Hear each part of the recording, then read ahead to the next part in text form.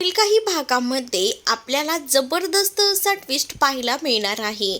मागच्या भागामध्ये आपण पाहिलं होतं की अपघात झाला होता. खरं तर कन्नड मालिकेमध्ये असाच एक सिक्वेन्स त्यांनी आणला होता की जानूचा अपघात झाला आहे आणि त्या अपघातामध्ये तिची मेमरी लॉस झाली आहे. पण इकडे त्यांनी खूप वेगळा असा सिक्वेन्स आणला आहे. खरं तर 3-4 दिवस म्हणजे एपिसोड्स आपण बघतोय की जानूला थोडं आठवायचं कमी होतंय आणि त्यामुळेच ना जानूला हा त्रास झालेल्याचं दिसून येतंय. जानूने ठरवलेलं असतं की आता सगळ्यांसमोर यायचं आणि त्यामुळेच ती आता सगळ्यांसमोर तर आलेली असते. पण अचानक चक्कर येऊन जानू पडल्यामुळे सगळीजण अस्वस्थ असतात. जानूला उठवायचा सुद्धा प्रयत्न करतात. जानूच्या डोळ्यावर पाणी शिंपडलं जातं पण जानू काही केल्या उठत नसते. त्यामुळेच आता विश्वा हा जानूला उचलतो आणि तो आता अचानकपणे विश्वा जो आहे त्याला डॉक्टरांकडे जानूला घेऊन जावंसं वाटत असतं. कारण जानूचे हे झालेले हाल विश्वाला बिलकुलही आवडत नसतात आणि त्यामुळेच ना विश्वा एकदमच टेन्शनमध्ये येतो. लक्ष्मी, भावना ह्या सगळ्याच जणी चकित पडलेल्या असतात. कारण आतापर्यंत त्यांना वाटत होतं की जानू ह्या जगात नाही आहे, पण जानू आता ह्या जगात आहे हे तर त्यांना समजलेलं असतं. पण अचानक अशी बेशुद्ध पडल्यामुळे त्यांना टेन्शन येतं. मग आता सिद्धूही लगेच ॲम्ब्युलन्सना फोन करतो आणि ॲम्ब्युलन्स बोलवून घेतो. कारण विश्वाचा जीव नुसता वर खाली होत असतो. विश्वाचं खूप जास्त जानूवर प्रेम असतं आणि ते प्रेम सरळ आणि साधंच दिसत असतं. तर इथे जयंतची तळपायाची आग मस्तकात गेलेली असते. तो फक्त विश्वाकडे पाहत असतो. पण विश्वा यावेळेला जयंतचं वगैरे काहीच ऐकत नाही. सिद्धूने ॲम्ब्युलन्स आणलेली असते तर विश्वा धावत पळत जानूला आपल्या हातावर घेतो आणि तो आता ॲम्ब्युलन्समध्ये असलेल्या स्ट्रेचरवर झोपवू लागतो. त्याच वेळेला विश्वा सिद्धूला सांगत असतो की गाडी खूप जास्त फास्ट घेऊन जायला सांग. कारण काही झालं तरी जानूला काही व्हायला नको. जानूला काही झालं तर माझं काय होईल असंही तो म्हणतो. त्यावर सिद्धू एका क्षणाला विचार करतो की विश्वा हे सगळं काय बोलतोय. मग आता दुसरीकडे मात्र जेव्हा विश्वा जानूला गाडीमध्ये बसवतो तेव्हा मात्र तो म्हणत असतो लक्ष्मीला की तुम्ही आणि भावनाताई तुम्ही या गाडीतून जा, मी गाडीने येतो माझ्या, असं बोलून तो आता तिला गाडीमध्ये ठेवतो. त्यानंतर लक्ष्मी आणि भावना यांना तर आता समजतच नसतं की हे नेमकं काय घडतंय. इतके दिवस जानू जिवंत होती पण आपल्यासमोर जानू आली नाही. जानूला नेमकं काय झालं होतं आणि आता आपल्यासमोर ती आली तेव्हा तर एकदम व्यवस्थित होती.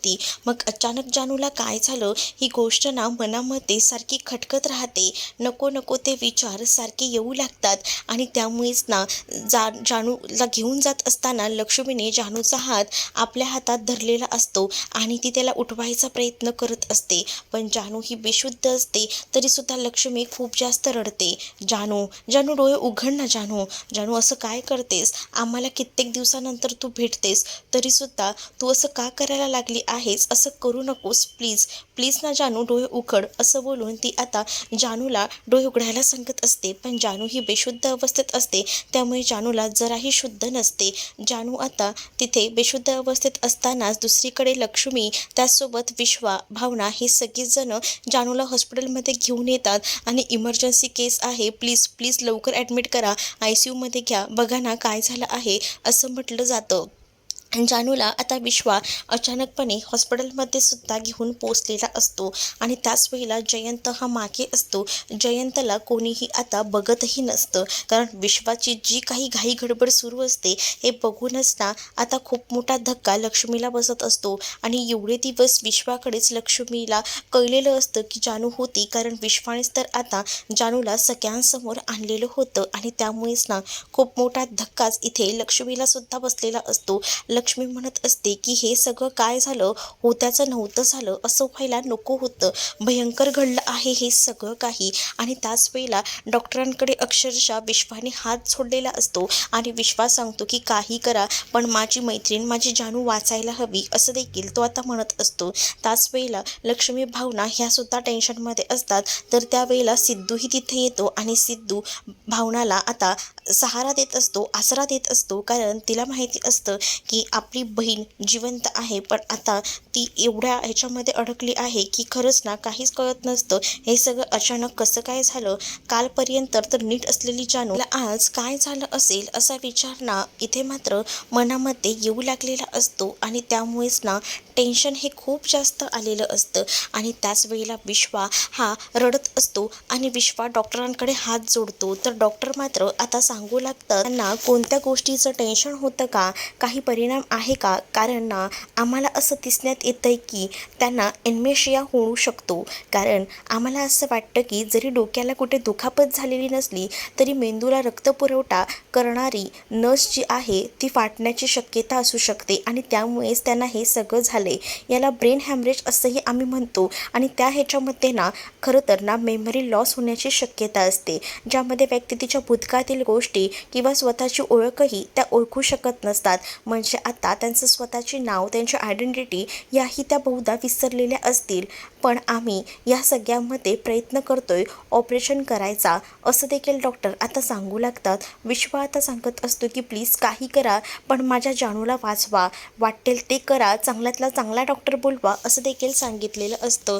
लक्ष्मीला तर आता रडूच येतं. म्हणजे इतके दिवस आपली मुलगी आपल्या समोर होती पण आपल्याला ती दिसली नाही आणि त्यानंतर आता जर हिचा मेमरी लॉस झाला तर ती आपल्या कोणालाच ओळखणार नाही अशी भीती देखील आता लक्ष्मीला वाटू लागते. डॉक्टर आता ऑपरेशन करायला गेलेले असतात आणि त्याच वेळेला ICUमध्ये जानूला ॲडमिट केलं जातं. जानूचं ऑपरेशन होतं, पण खरं तर इथेच एक मोठा ट्विस्ट आहे.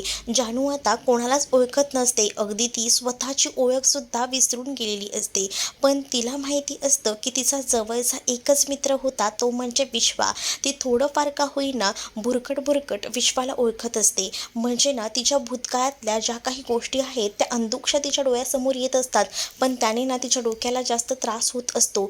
पण विश्वाला बघितल्यानंतर इथे कुठेतरी कम्फर्टनेस आहे असं तिला वाटतं. आणि त्याच वेळेला जेव्हा डॉक्टर म्हणतात की ऑपरेशन झालेलं आहे, तुम्ही भेटू शकता, त्यावेळेला जयंतसुद्धा कावराबावरा होऊन पटकन आतमध्ये जातो आणि तो वॉर्डमध्ये जाऊन जानूला भेटायचा प्रयत्न करतो. पण जानू त्याला बघून खूप जास्त घाबरते, कारण जानूला जे काही झालेलं होतं ते ह्या माणसामुळेच झालेलं होतं आणि ह्या माणसामुळेच आज जानूची ही अवस्था होती. त्यामुळे जानू जेव्हा पहिल्यांदा त्याला बघते ना तेव्हा तिला तो सारखा नजरेसमोर दिसतो आणि त्यामुळे तिची जास्त चिडचिड होऊ लागते. तेच आता जेव्हा तिच्या बाजूला येऊन विश्वा उभा राहतो ना तेव्हा ती त्याला मिठी मारते. अक्षरशः बिलकुल बसलेली असते आणि हे सगळं बघून लक्ष्मी आणि त्याचसोबत भावना तर चकित झालेल्या असतात. पण दुसरीकडे मात्र आता खूप जास्त राग ना जयंतला येत असतो.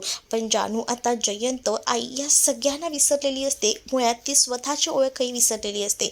पण विश्वाकडे राहत असताना तिला एक नवीन नाव भेटलेलं होतं, तनू. त्याच नावाने आता विश्वा तिला ओळखत असतो, तिच्याशी बोलायचा प्रयत्न करत असतो आणि त्यामुळे विश्वा आता तिला समजावतो आणि आराम कर, तू जास्त स्ट्रेस घेऊ नको असंही सांगितलं जातं. आणि तिला खरं तर जयंत नजरेसमोरही उभा नसतो, म्हणूनच ती सांगत असते की या माणसाला आधी बाहेर काढा, याला माझ्या समोरही ठेवू नका, असं आता हातवारे करत सांगत असते. विश्वा तिला शांत करत असतो. तर तुम्हाला हा भाग कसा वाटला हे नक्कीच मला कमेंटमध्ये सांगा आणि अशाच नवनवीन भागांसाठी आपल्या चॅनलला सुद्धा सबस्क्राईब नक्कीच करा. चला तर मग भेटूया पुढच्या भागामध्ये. तोपर्यंत टाटा, बाय.